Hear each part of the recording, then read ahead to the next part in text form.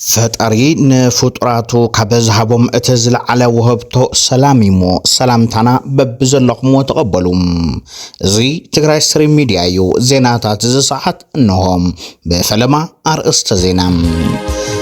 ኣብ ከተማ ዓድዋ ህይወት 5 ህፃናት ዝሓለፍሉ ፍጻመ ንብዙሓት ዘሕዘነ ኮይኑ ክነቕርበልኩም ኢና። DDR ብዕሊ ተቋሪጹ ኮሚሽን ተሃድሶ ውዕሉ ዘቋርጽሉ መግለጺ ሂብሎ ሒዝና የለና። ቢሮ ሰላምን ጸጥታን ሓድሽ መግለጺ ኣውጽኡ እቲ ቢሮ ኣብ ዘይወዓልክዎ ተጸሊመ ኢሉሎም። መንግስቲ ኤርትራ ነተመዛበልቲ ሕጻጽ ክሕግዝ የኢሉ ኣብዚ ጉዳይ ዝሃቦ መብርሂ ካብ አንደበቱ ክንሰምዖ ኢና።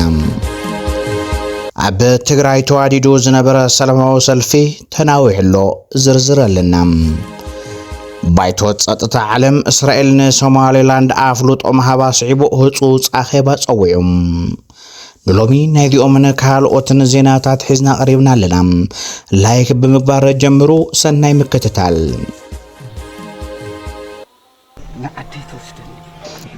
ንዓዲ ወሰደኒ ከምታ ናይ ቀደም ቆራጽነትካ حجون أري أنس سريعنا من الله سمعك من الله أجاهم ኣብ ከተማ ዓድዋ ጣብያ ኣሉላ ኣብ ሓደ ገዛ ካርቦን ፈሓም ተዓፊኖም ሎሚ 19 ታሕሳስ 2018 ዓመተ ምህረት ቀትሪ 5 ህፃውንቲ ህይወቶም ሓሊፉ ከም ተረኸበ ፖሊስ ዞባ ማእኸል ገሊጾም። እዚ ዘሰንብድ ክስተት ሓደጋ ሞት ኣብቲ ከባቢ ብድሙቕ ጽምብል ዝኽበር ሃይማኖታዊ በዓል ቅዱስ ገብርኤል ኣብ ዝኽበረሉ ከባቢ ኣብ ሓደ ገዛ ደቂሶም ዝነበሩ ናይ ክልተ ቤተሰብ 5 ህፃውንቲ ህይወቶም ከም ዝሓለፈን ፖሊስ ኣብቲ ክብረ በዓል ዝሳለጠሉ ቦታ ጸጥታዊ ኩነታት እናኽበረና ሃሎ ሓበሬታ ከም ዝረኸበ ገሊጹም።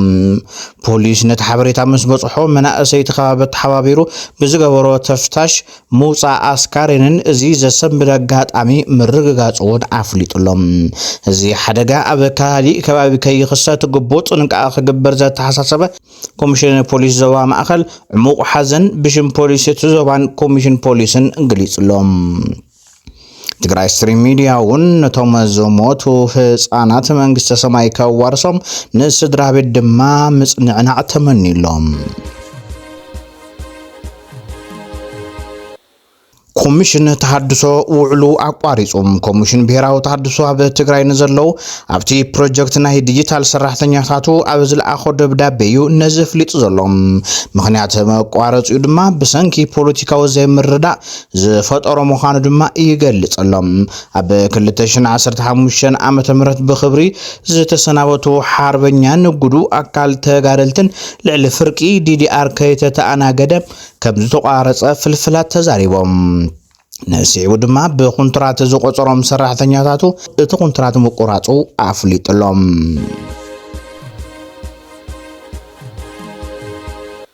ቢሮ ሰላምን ጸጥታን ትግራይ ሓድሽ መግለጺ ኣውጽኡ ንተጸገመ ወገንና ክንሕግዝ ንዝንቀሳቐስ ዝኾነ ይኹን ወገን ክብርና ዕዳን እምበር ዕንቅፋት እንኾነሉ ምኽንያት የለን ክብል ቢሮ ሰላምን ጸጥታን ትግራይ ኣፍሊጡም። እቲ ቤት ጽሕፈት ኣብ መግለጺኡ ካብ መላእ ህዝብን መምሕዳርን ትግራይ ህዝቡ ካብ ጥሜትን ዓጸቦን ክድሕን ካብ ዘላቶ ክመቐል ላዕሊ ታሕቲ ይብል ኣብ ዘለሉ ግዜ ሓሶት እናመሃዙ ነቲ ኸይዲ ዘተኣጓጉሉ አካላት ከምራይ ዝሕዝን ነገር የለን ኢሉ ቢሮ ሰላምን ጸጥታን ትግራይ ነተዘጋጢሙ ዘሎ ጸገም ንምቕላል ንግዚኡ 12 ሚልዮን ዝግመት ብር ብምውፃእ ሕሩጭ ዓዲጉ ናብ 4 ማእኸላት መዕቆብ ተፈናቀልቲ ምልኣኹ ዘዘኻኽር ኮይኑ ዝተፈላለዩ ወገናት ነጸገማ ብምቕላል ይገብርዎ ንዘለዉ ተወግሶታት ድማ መስጋና ኣቕሪቡሎም።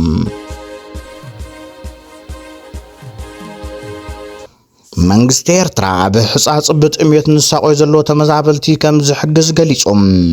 ወሃቢ ቃልቲ መንግስቲ ምዃኑ ዝረበሉ ኣወል ስዒድ ኣብዚ ጉዳይ ብዙሕ ምድላዋት ከም ዝተወገነውን ገሊጾም። ናብ ትግራይ ዝኣቱ ዝነበረ ሓገዛትን ባጀትን ደው ብምባል ንጥሜት ከም መሳርሒ ፖለቲካን ኩናትን ገይርዎ ይርከብ። ተፈናቀልቲ ሕጻጽ ክሕብኡ ዝተገብረሉ እኪት ድማ ሓደ ካብኡ እዩ። ንሕና ብወገንና ከም ኤርትራውያን በጣም ሕጻጽ ኣጋጢሙ ዘሎ ጥሜትን ዓጸቦን ተሰማዓና ሓዘን ብወግዕ እንዳገለጽና ለዚ ኣዝዩ ተሃሲዩ ዘሎ ክፋል ህዝቢ ትግራይ ንምሕጋዝ ብወግዕ መደብ ኣውፂና ናብ ስራሕ ተበጊስና ኣለና። نزن متكبر أما قشاي قني مزم الكتوم أكلات كزارانم قني نزي مقبار زي لا يكونان لام قرناي كمداني تنسرحو سرعت مسرحنا يو كنك قالو حينا حجقن أما قاله أكاونت زغفت لنا سب ندلس لزلنا بزكال بزقل تفنت التخفيت لنا نحنا أمول عالم دلو إيرتراويان حجزنا نسدد زدو جينا يكون لوني اتي بمرهد سقبرقن مسقبرنا يو نزبخ نحبرينا تمزابلت وغنات نايك ادم قرصኝነት ጀነራል ታደሰ ለሞን አባና ደግሞ አለው ክብሎ አትሐሳሲቦም نعدي وسدني كمتا ناي قدم قراصنتك حجون اري انس سرينا ملسينك እዚ ከምዝናሃሎ ፕሬዝዳንት ጀነራል ታደሰ ወረደ ብዛዕባ ጽባሕ ምምላስ ተመዛበልትና ሓሰብና ቁልጡፍ ስራሕቲ ህይወት ምድሓን ክንሰርሕ ይግባኢሉም ጀነራል ታደሰ ዝመርሖ ካቢኔ ግዝያዊ ምምሕዳር ትግራይ ኣብ ማዓስከር ተመዛበልቲ ዘካየዱ ዑደት ማእኸል ገይሩ 19 ታሕሳስ 2018 ዓ.ም ኣብ ከተማ ሽረ እንዳስላሴ ዘተሳሊጥሎም ጸገም ተኾይና ዝወለደ ይኹን እምበር ተመዛበልቲ ኣብ ሓደጋ ጥሜት ንኽወድቁ ከመምራር ሓናይ ኩልና ሓባር ውድቀት እውን ኢሉ ኣብቲ መድረኽ እዚ ዝተፈጠረ ጸገም መፍታሕ ናይ ፖለቲካን ቢዝነስን ሸቐጥ ጉዳይ ንጎን ገዲፍና ህይወት ድሕን ሰብኣውነት ስራሕ ክንሰርሕ ኣለና ዝብል ድማ ተሰሚሩሎም ካብ ዛዕባ ተመዛበልቲ ከይወፃና በዝቕፅል ሓደ ወርሒ ን50,000 ተመዛበልቲ ወገናት ነፃ ግልጋሎት ሕክምና ከምዝህብ ማሕበረሰብ ሞያ ጥዕና ትግራይ ኣፍሊጦም ይኹን እምበር ልዕሊ 1 ሚልዮን ተፈናቃሊ ኣብ ዘለዋ ትግራይ ን50,000 ጥራሕ ከምዚ ዓይነት ሓገዝ ምግባር እኹል ኣይኮነን ተባሂሉሎም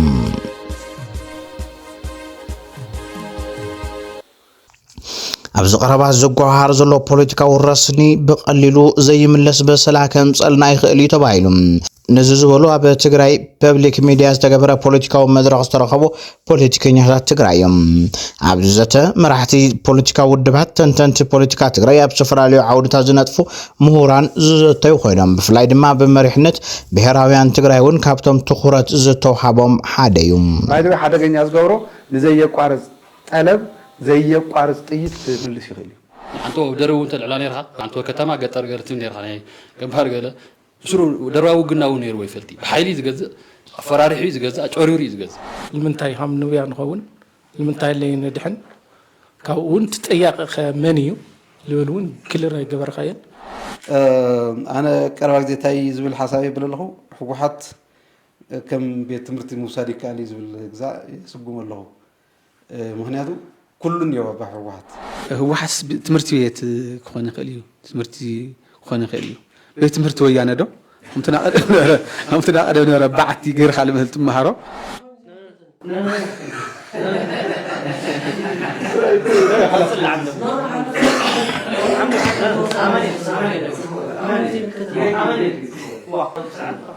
ድሕረታት ለምሳሌ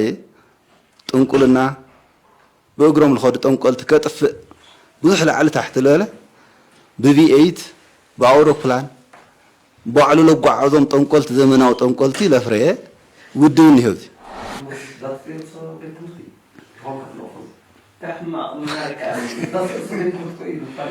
ዓርሰ ነቐፌታ ንስሓ ማለት እዩ ንመለኮት ኢሉ ትክእል ሎ ተነሳህ እዩ ዝብል ዘሎ ይቅርታ ውድበይ ከምዚ ሓሲበ ነይረ ስለዚ ናይ ምሕሳብ ነፃነት ዝምንጥል ብሄራውነት እዩ ዋና አይዲዮሎጂና እንትሕልኩም ከዓንደገና ብሄራውነት ኩልኩም ብሄራውነት ጥሎኹምኩም ኾንኩም ሓሙሽተ ኾንኩም ሓደ ትኾኑ ችግር ንወዲ እቲ ኩሉ ግዜ ስኻ ፕሮፓጌት ትገብሮ ወይ ተስፋሕፍሖታ እዩ ኣብ ኣስመራ ብዘሎ መንግስትን ኣዲስ ኣበባ ብዘሎ መንግስትን ኣንፍሽ ኩሉ ኣብ ምምሕዳር ከተማ መቐለ ክፍለ ከተማ ዓዲ ሓቂ ጣብያ ደብረ ገነት ን2794 ካብ ገጠር ናብ ከተማ ዝኣተው መናእሰይ ተጠቀምቲ መጠሻ መሬት ዝገብር መራህ ግብሪ ምውፃዕፃ ተኻይዱ መጠሻ መሬት ን10 ዓመታት ሕቶ መናእሰይ ጣብያ ደብረ ገነት ኮይኑ ከም ጽንዓ ዝገለጹ ኣመሓዳሪ ክፍለ ከተማ ዓዲ ሓቂ ኣይተ መንበሩ ንጉስ ብመሰረት መምርሒ ግዝያዊ ምምሕዳር ትግራይ ዝወፅዕ ዕፃ ተጠቀምቲ መጠሻ መሬት ዝኾኑ መናእሰይ ንዝነበሮም ፀገም መንበረ ገዛ ብምፍታሕ ቆጠባዊ ተጠቃምነት ድሕንነቶም ንምርጋጽ ልዑል ኣበርክቶ ከም ዘለዎ ገሊጾም ንዕለተ ሰሉስ ታሕሳስ 21/2018 ዓመተ ምህረት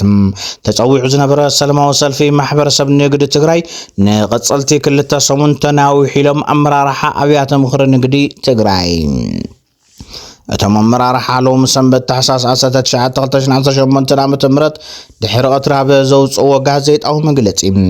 ብሄራዊ ባንኪ ታሕሳስ 17/2018 ዓመተ ምህረት ንኹናት ወለድን ወለድ ቅጽዓት ትግራይና መልኪቱ ዝጀመሮ ዘተ ተወሳኺ መረዳእታ ግዜ የድልየነ ብምባሉ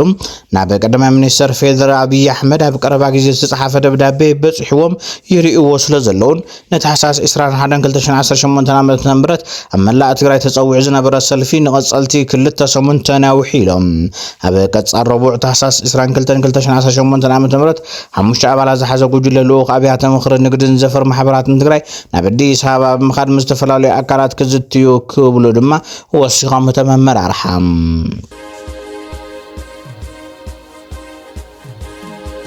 አባላት ፍሉይ ሓይሊ ክልል ዓፋር ናብ ኤርትራ ኢዶም ከም ዝሃቡ ኣፈኛታት መንግስቲ ኤርትራ ገሊጸን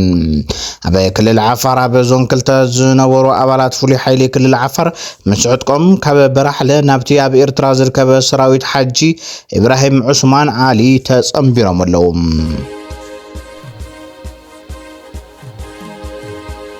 ባይቶ ጸጥታ ዓለም እስራኤል ንሶማሌላንድ ኣፍልጦ መሃባ ስዒቦ ህጹጽ ኣኼባ ጸዊዑም እስራኤል ነታ ካብ ሶማሊያ ነጻ ሃገር ምዃና ክትገልጽ ጸንሐት ርእሰ መምሕዳር ሶማሌላንድ ከም ነጻ ሃገር ብወግዒ ኣፍልጦ ዝሃበት ፈላሚት ሃገር ከም ዝኾነት ይዝከረም ቀዳማይ ሚኒስትር ቤንያሚን ኔታንያሁ ብዓርቢ 26 ታሕሳስ 2025 ኣቆጻጽራ ፈረንጂ ኣብ ዝሃቦ መግለጺ እስራኤል ንሶማሌላንድ ብወግዒ ከም ነጻ ሃገር ኣፍልጦ ከም ዝሃበታ ብምግላጽ ኣብ ሕርሻ ጥዕናን ቴክኖሎጂን ምትሕባር ብቁልጡፍ ከተስፍሕ መደብ ከም ዘለዋ እውን ተዛሪቦም በዚ ውሳነ ካብ ዝተቆጥዑ ሃገራት ሓንቲ ኤርትራ ኮይና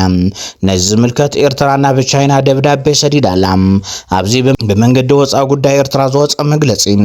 እቲ ደብዳቤ ቻይና ጣልቃ ክትኣቱን ሓላፍነታ ክትዋፃን ፍላይ ድማ እታ ብተመሳሳሊ ጉዳይ ታይዋን ትሕመስ ዘላ ቻይና ሕቶ ከይለዓለኪ ብዝብል ኤርትራ ንቻይና ዓዴማታላ እዚ ከምዚ እናሃለወ ሕወሓት ኣፍልጦ ሶማሌላንድ ኣብ መሃብ ዘለዋን ዝንባልን ገለ ሰባት ከዘራረብሉ ይስማዕ ስቡእ ተጋዳላይ ስዩም መስፍን ሚኒስትር ጉዳያት ወፃኢ ኢትዮጵያ ዝነበረሉ እዋን ብዛዕባ ፖለቲካ ቀርኒ ኣፍሪካ ዝነበሮ ምልከታ ኢትዮጵያ ንምሉዕላውነት ሶማሌላንድ ኣፍልጦ ትህብ ቀዳመይቲ ሃገር እንተዘይኮነት እኳ ብርግጽ ግን ካልአይቲ ክትከውን እያ ዝብል መንባሩ ሰሚዕናዮ ዝብሉ ሰባት ሕዚ ተዛሪቦም ቀዳማይ ሚኒስትር መለስ ዜናዊ ነዚ ብህዝባዊ ድምፂ ከም ዝረጋገጽ ይገልጽ منبارون يزخاخر كما قربت هاجر سوماليلاند إثيوبيا سوماليلاند هاجر أفلوت أرماب برز خفتت قدامي هاجر كتكون متجب أنا يروز والخوينم تقول من جزء إثيوبيا بزوان السقط هاي مريض ظلم إرترات قوي ما تطلع وحتى بزوج داي زهلو متكلاد ما جنا مزرعة بخوين اللهم كورات تغتهاتلتنا أنا مكتالكم ما مسكينا بتحسنا أنا قرار وانا نتفاتيهم منا سبسكرايب بمقار حلفو سلام نهزب تقراي سلام نخلو ودسب